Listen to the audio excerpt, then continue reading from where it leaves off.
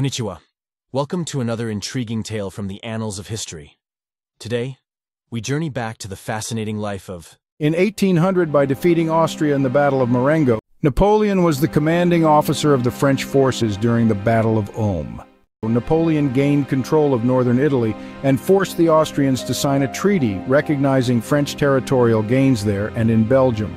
For the next 5 years, an uneasy peace held sway. But Napoleon crowned himself Emperor of France, and many in Europe began to suspect that this Corsican upstart had limitless ambitions. Karl Mack, the Austrian quartermaster general and an older and influential member of the Austrian military, advocated a preemptive strike against France with an army large enough to guarantee victory. He told his colleagues, "In war, the object is to beat the enemy, not merely to avoid being beaten." Mack and like-minded officers slowly gained influence, and in April 1805, Austria, England, and Russia signed a treaty of alliance to wage war on France and force her to return to her pre-Napoleonic borders. That summer, they formulated their plan. 95,000 Austrian troops would attack the French in northern Italy, redressing the humiliating defeat of 1800. Another 23,000 troops would secure the Tyrol between Italy and Austria. Mack would then lead a force of 70,000 men west along the Danube into Bavaria, preventing this strategically located country from allying itself with France. Once encamped in Bavaria, Mack and his army would await the arrival a few weeks later of 75,000 troops from Russia.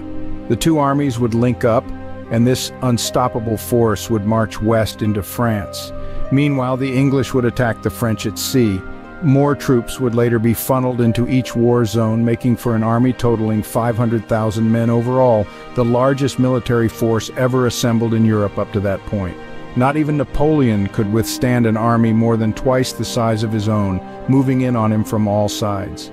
In the middle of September, Mack began his phase of the campaign by advancing along the Danube to Ulm, in the heart of Bavaria. Having established his camp there, he felt hugely satisfied.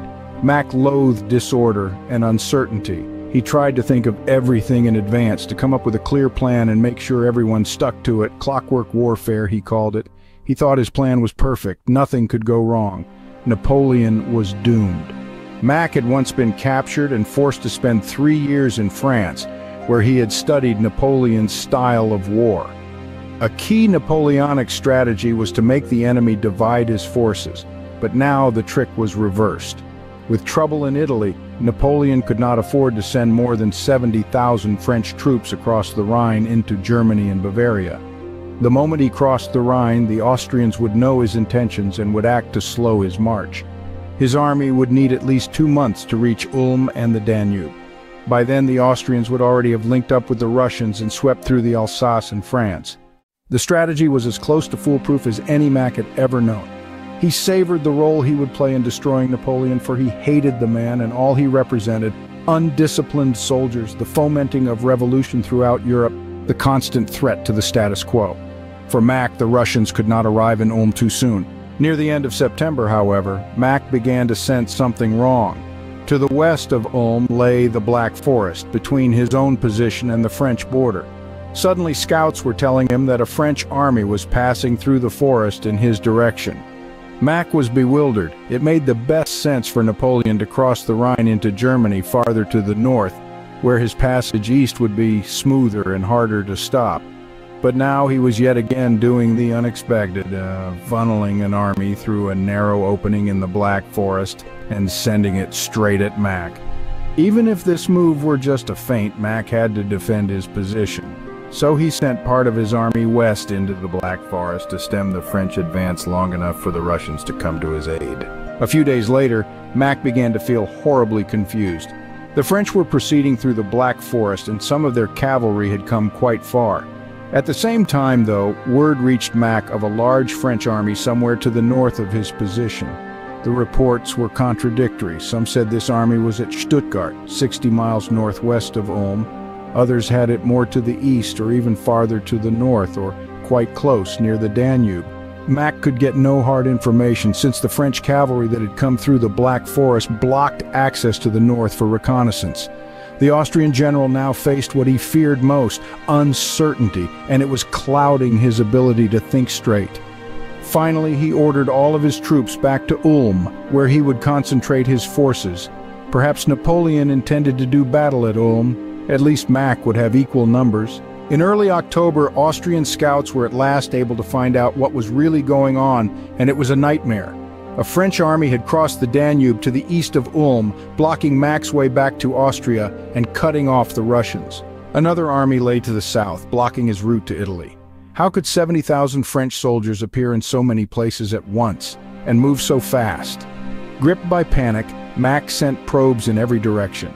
On October 11th, his men discovered a weak point. Only a small French force barred the way north and east. There, he could push through and escape the French encirclement.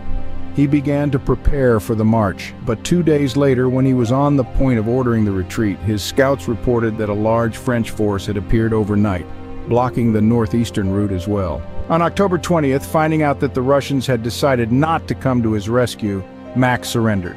Over 60,000 Austrian soldiers were taken prisoner with hardly a shot fired. It was one of the most splendidly bloodless victories in history. In the next few months, Napoleon's army turned east to deal with the Russians and remaining Austrians, culminating in his spectacular victory at Austerlitz. Meanwhile, Mack languished in an Austrian prison, sentenced to 2 years for his role in this humiliating defeat. There he racked his brains, losing his sanity in the process, some said. Where had his plan gone wrong? How had an army appeared out of nowhere to his east, so easily swallowing him up? He had never seen anything like it, and he was trying to figure it out to the end of his days. The critical elements in war are speed and adaptability, the ability to move and make decisions faster than the enemy. But speed and adaptability are hard to achieve today.